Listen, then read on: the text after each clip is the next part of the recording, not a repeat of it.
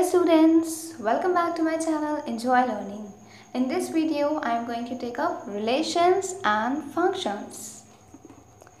I know ये बहुत ही hard topic लगता है मोस्ट ऑफ द स्टूडेंट्स को, बट आई गारंटी कि इस वीडियो को देखने के बाद जो हार्डनेस का लेवल है, जो आपको इतना हार्ड लगता है, वो नहीं लगेगा. Okay, it will go easy for you, I can assure you. So let's start. But पहले मैं बता दूं आपको कि चाहे आप ICSE बोर्ड के हैं या फिर यूपी बोर्ड के हैं या फिर CBSE बोर्ड के हैं या फिर किसी भी स्टेट बोर्ड के हैं, it doesn't matter. Basic concept is the same for all the boards. So let's begin. Relations and functions. So देखिए, नाम सुनते ही हमें क्या लग रहा है? रिलेशंस एंड फंक्शंस कहाँ होते हैं? फैमिलीज़ में होते हैं, है ना. तो यहाँ मैथ्स में रिलेशंस और फंक्शंस कहाँ होते हैं बेटा? सेट्स में होते हैं. कहाँ होते हैं? सेट्स में होते हैं. सेट क्या होता है? Well defined collection of objects, numbers, anything. Okay, एक कलेक्शन होता है, एक ग्रुप होता है. नंबर्स का भी हो सकता है, किन्हीं भी ऑब्जेक्ट्स का हो सकता है. तो रिलेशंस और फंक्शंस हमारे यहाँ फैमिलीज़ में हुआ करते हैं, लेकिन मैथ्स में कहाँ होते हैं बेटा? सेट्स में होते हैं. अब सेम फैमिली के अंदर भी फंक्शंस होते हैं और रिलेशंस होते हैं, और अलग अलग फैमिलीज़ के बीच में भी रिलेशंस और फंक्शंस होते हैं. तो इसी तरीके से रिलेशंस और फंक्शंस सेम सेट के बीच में भी हो सकते हैं और डिफरेंट सेट्स के बीच में भी हो सकते हैं. तो इतनी बात क्लियर हुई कि रिलेशन और फंक्शन हम लोग सेट्स पर पढ़ेंगे. इस वीडियो में मैं आपको रिलेशंस बताऊंगी and then in the next video I will take up functions. So this is set A. Set A is 1, 2, 3, 4 and set B is 5 and 6.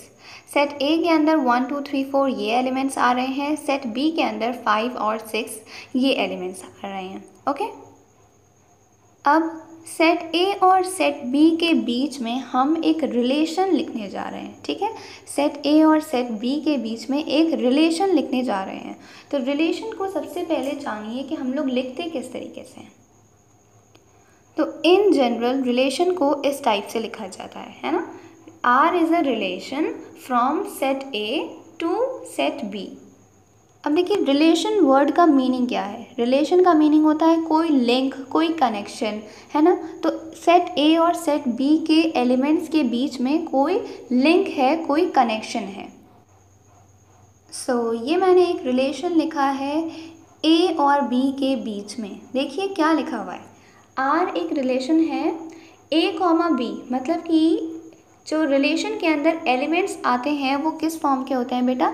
A, B form के होते हैं, मतलब कि पेयर में होते हैं. किस में होते हैं?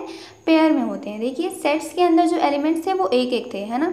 1, 2, 3, 4 और ये भी 5, 6. लेकिन रिलेशन के अंदर बेटा जो एलिमेंट्स आते हैं वो पेयर फॉर्म के होते हैं. क्यों? क्योंकि ये दो सेट्स के बीच में रिलेशन है. तो रिलेशन के अंदर जो एलिमेंट्स होंगे उसमें दो सेट्स की बात आ रही है ना. तो रिलेशन के अंदर जो बेटा एलिमेंट्स आते हैं तो वो हमारे हमेशा पेयर फॉर्म के होते हैं, जहाँ पे जो पहला एलिमेंट है वो पहले सेट को बिलोंग करेगा, है ना. फर्स्ट सेट कौन सा है? A से B में जा रहे हैं, तो जो फर्स्ट एलिमेंट होगा A वो हमेशा सेट A को बिलोंग करेगा और जो सेकंड एलिमेंट होगा वो सेट B को बिलोंग करेगा. अब देखिए, कोई भी रिलेशन जो होता है तो उसमें हमें बेटा एक कंडीशन दी रहती है. क्या दी रहती है? एक कंडीशन दी रहती है. तो इस रिलेशन की कंडीशन क्या गिवन है हमें कि यहाँ पे वही पेयर आएंगे जिनमें ये कंडीशन हो कि A+2 जब हम करें तो हमें क्या मिले? B मिले. सो अब हम इस रिलेशन को हमें फाइंड करना है. सो मैं इसे स्टार्ट करने से पहले आपको बता देती हूँ कि हमारे पास ये कंडीशन दी हुई है. हमें क्या करना है बेटा?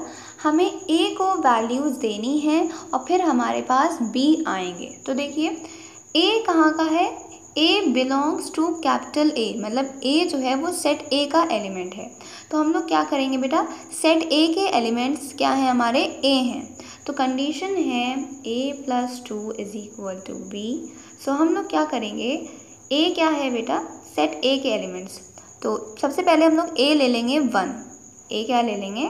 1 ले लेंगे और फिर B निकालेंगे. हमेशा क्या करते हैं बेटा?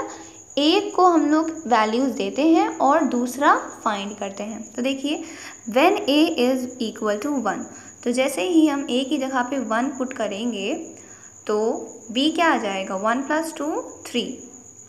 अब देखिए हमें हमेशा क्या करना है बेटा, सारी कंडीशंस को देखते हुए चलना है। यहाँ पे वही रिलेशंस आएंगे जहाँ पे a जो है वो सेट a का होना चाहिए और b जो है वो सेट b का होना चाहिए। लेकिन यहाँ पे देखिए बेटा b क्या आया, b आया है हमारे पास 3, लेकिन क्या 3 सेट b में है, नहीं है।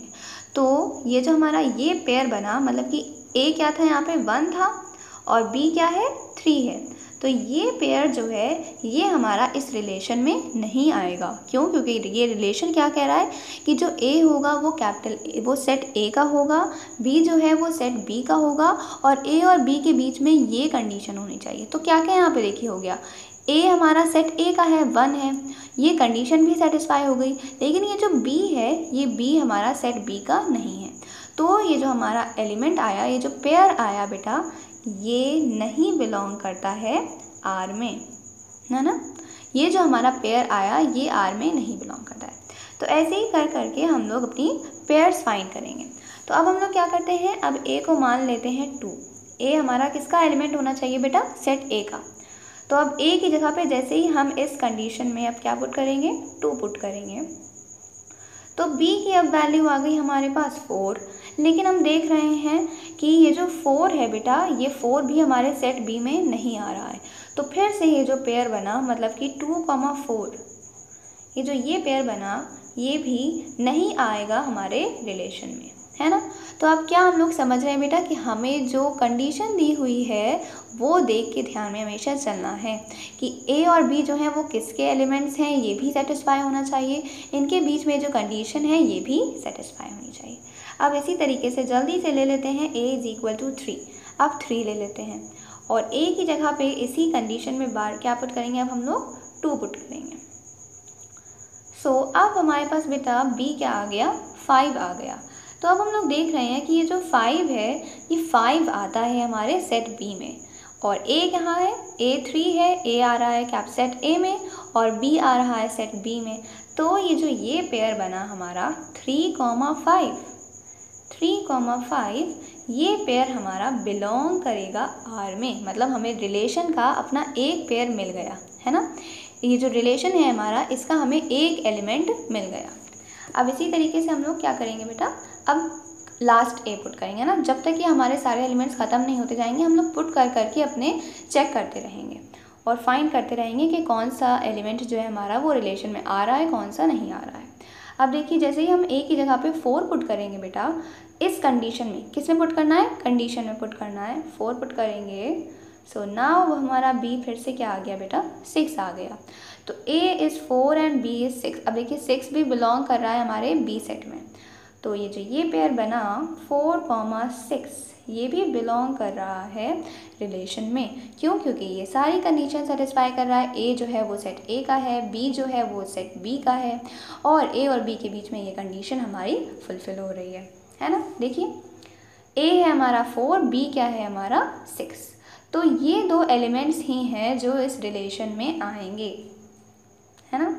तो कैसे लिखेंगे अब हमारा आंसर, रिलेशन क्या हो गया बेटा, रिलेशन के जो एलिमेंट्स हैं वो हैं 3,5 एंड 4,6। तो ये आ गया हमारा रिलेशन। अब देखिए सेट A और सेट B के बीच में इसी तरीके से हम किसी दूसरे रिलेशन को भी डिफाइन कर सकते हैं, है ना। बस हमें कंडीशन को बदलना होगा।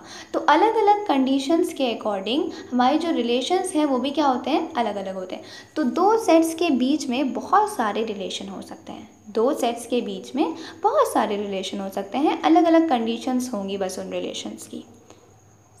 अब हम लोग देख रहे हैं कि रिलेशन के अंदर जो एलिमेंट्स आए हैं वो किस फॉर्म के आए हैं। देखिए पेयर फॉर्म के आए हैं ना, पेयर में आए हैं, जहाँ पे जो हमारा फर्स्ट एलिमेंट है वो पहले वाले सेट को बिलोंग कर रहा है देखिए, और जो सेकंड एलिमेंट्स हैं वो हमारे सेकंड सेट को बिलोंग कर रहे हैं।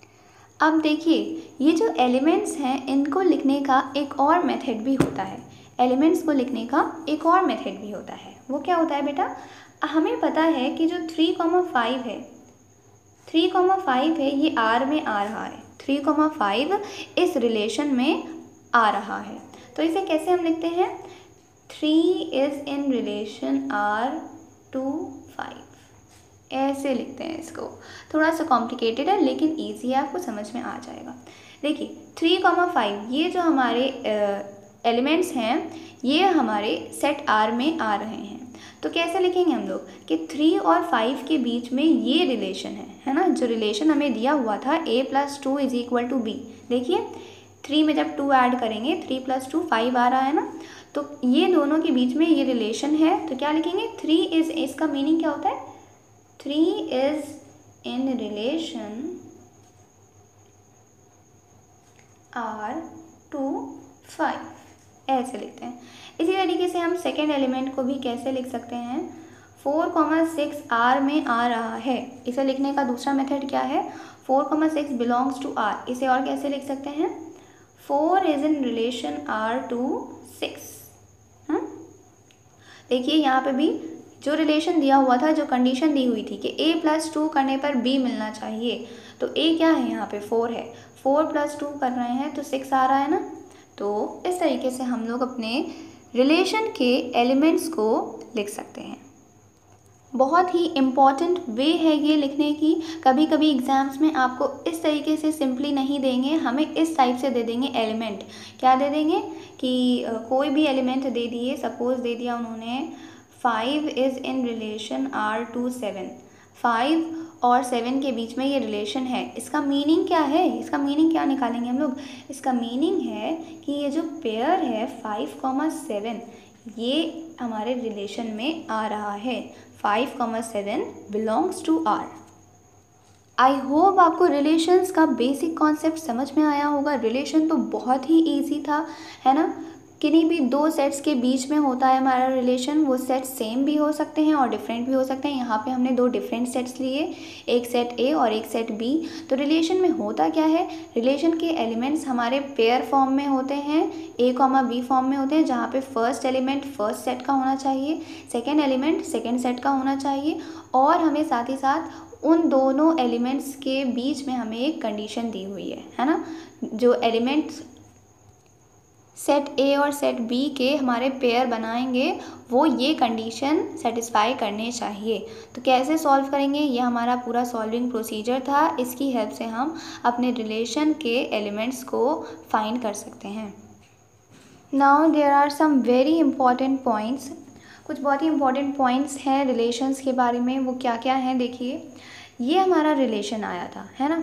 इसी तरीके से सेट ए और सेट बी के बीच में बहुत सारे रिलेशंस हो सकते हैं, अलग अलग कंडीशंस होंगी उनकी, है ना।